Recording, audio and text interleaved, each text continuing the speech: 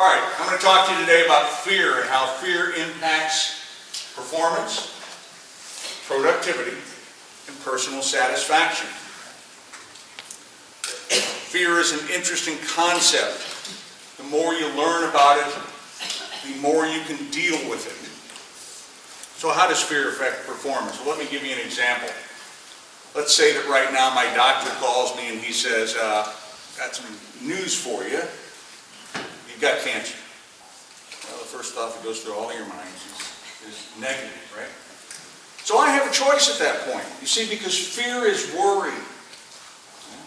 And what is worry?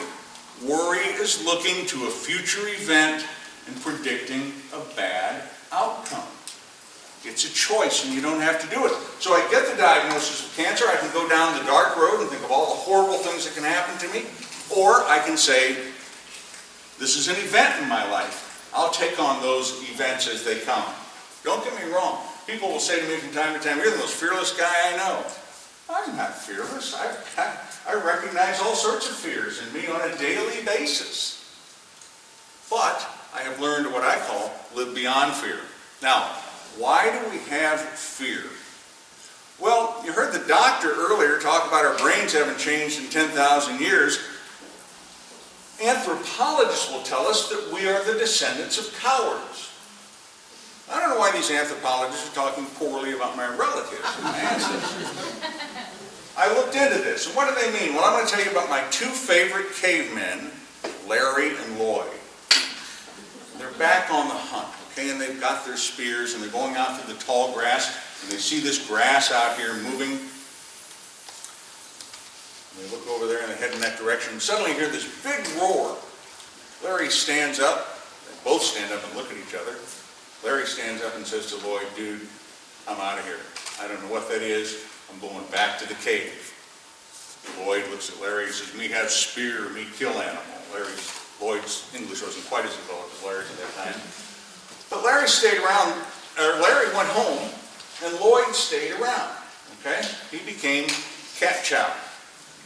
The result of all of this is very simple. More Larrys made it back to the cave at night than Lloyd's.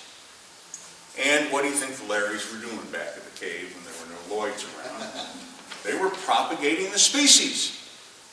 So we are really the descendants of cowards. It's wired in us. The people that fled the danger, we would all like to think we're heroes and we'd stay and fight, but the truth of the matter is the people who fled the danger are the people who became our ancestors and propagated the species. So let's learn a little bit about fear, all right?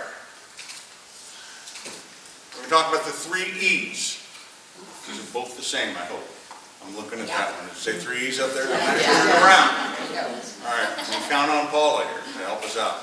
All right, I'm going to educate you about fear so that you understand what it is, because it's like anything. The more you know about it, the more comfortable you are with it, and the more you know about fear.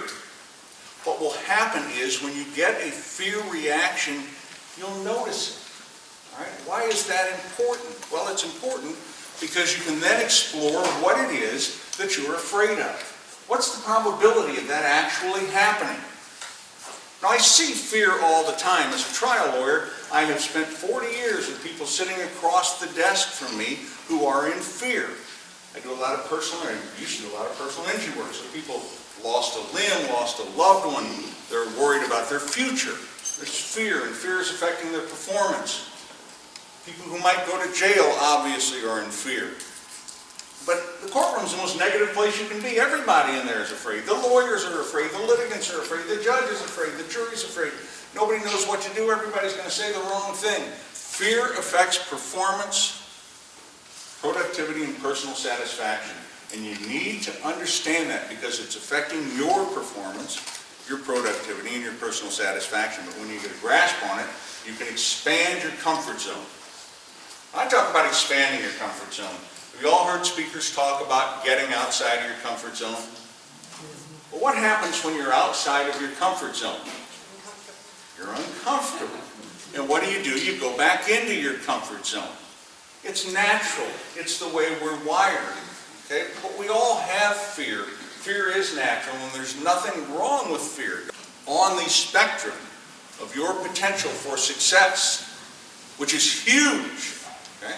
On one end is fear, and on the other end is confidence. You can't have both. Think of it as a long, those long balloons that you see that they make animals out of, or you get at the carnival. If you squeeze on the end that says fear, the confidence grows. If you squeeze on the end that says confidence, the fear grows. Well, the spectrum of your potential for performance is exactly like that. The more fear you have, the less confidence you have. The more confidence you have, the less fear you have. A fellow by the name of Walter Cannon was a physiologist back in 1914, and he studied the reaction of primates on fear. And he came up with 3 words. You've all heard these words, right? Freeze, flight, or fight. All right, we're over 100 years past Walter Cannon. Walter Cannon was a bright guy, but Wayne Schoeneberg has come up with a new lexicon, and 100 years from now I want my name to be up on the right side and somebody change it. Hey, confidence is my subject, Paula. I believe that. All right, so I've come up with 3 different words that really apply to our current situation. You're not out fighting mountain lions anymore. You're not out being chased by bears. So what's the first thing that happens to you when you get in a fear situation? It's called inaction. I know that fear situation. Let me tell you. I have hit the wife lottery, okay? I have the most wonderful wife in the world. She is perfect for me. I love her to death. She spent about 20 some odd years as a lawyer, decided to quit being that and become an interior designer, and she's now an award-winning interior designer. And she's a perfectionist, okay? So when I'm sitting there and she goes, honey, would you help me hang this picture? I go immediately into inaction. I would like to shrink down into the couch so she can't see me at all. Because I know that hanging this picture, as I do in 5 minutes, boom, picture, okay, is going to take a long time. And it's going to take a lot of moving the picture and everything else because she's a perfectionist. And I love her for it. That's one of her traits. And we get along just fine because she knows I'm not a perfectionist. And we have a great relationship. But inaction, okay, the boss brings in that project and he gives it to you and you look around and you go, oh, man, I just can't do this. The next one is avoidance action. That's when you come in, and maybe this has happened to you. You come into your office, and there's maybe a phone message that you just don't want to return. You know that there's going to be or this big pile of papers that has to be moved from this side of your desk to that side of your desk. So what do? Fear is keeping you from dealing with those things because you're looking at them and assuming the worst, predicting the worst. So what do? Well, you do something really important like check your email. That's, I always have emails that need to be checked rather than do this stuff. Or maybe you have to look at Facebook because Facebook is certainly more important than this project. All right, so that's in avoidance action. So you had inaction, avoidance action, and what Walter Cannon calls fight. Well, today in our office situation, we are not allowed to punch our bosses or our co-workers. I mean, we can, and then you call me. I actually encourage it, but that's on a different speech. All right, so the last one is positive action. That's where you identify the fact that you're in fear. You identify the fact that you're having a fear reaction. All of this is a matter of faith, okay? If you believe what I told you, and you employ it in your life on a daily basis, I promise you that you will have success beyond anything you've ever imagined. And I promise you that if you employ these things in your daily life, that you will have happiness and joy that will lift you above the clouds. So who am I to say this to you? What kind of credentials do I have to come here and talk to you about fear and confidence? Well, Remember when I talked earlier in the talk about getting the call about the cancer diagnosis? That's happened to me. In 2003, I was out of town trying a case. My doctor called me up. He said, Wayne, you've got prostate cancer. Now, both of my parents died of cancer, so I had a choice at that point. Could I go down the dark road of depression and imagining every terrible thing that could happen to me? You know, with prostate cancer, there are all sorts of side effects from the operations. Men become impotent and incontinent, and of course, any operation is terrible. Or could I say, this is an event in my life. Every day is nothing but an event in my life, and I'm going to get the best out of every event that I can.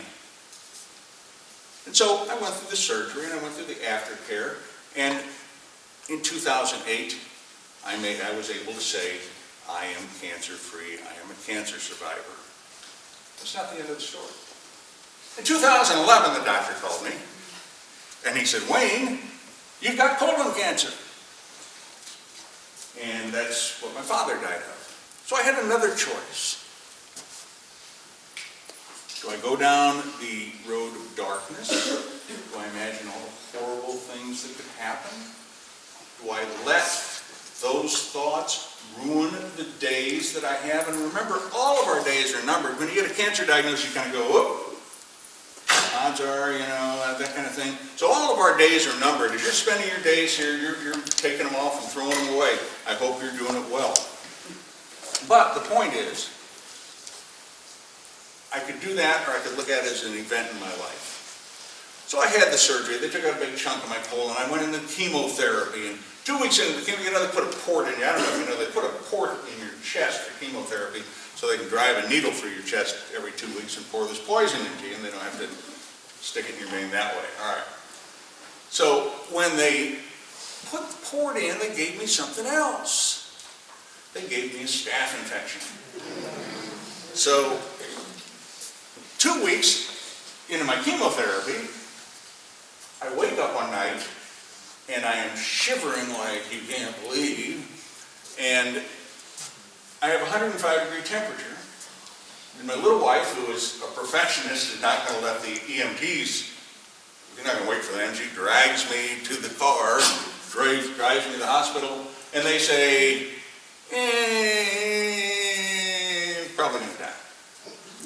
Okay, well, the point of all this is that nothing invigorated me more in life. Nothing made me feel more alive than having two potentially fatal conditions converge on me at one time. I had to live so I could tell you this story. I want to end with a story. Grandfather was out with his grandson, and they're walking along, and he said, Grandson, there are two wolves inside of you engaged in a fierce battle. One is fear and hatred and greed. And the other is confidence and love and hope. And the grandson looked up and he said, Grandfather, which one wins? He said, whichever one you feed. You can see which one I've chosen to feed. The question that is now here with you is, which one are you going to feed? I want to add that I am now cancer-free again. In Labor Day of this year, it'll be 5 years, and I will be a two-time cancer survivor. God bless you.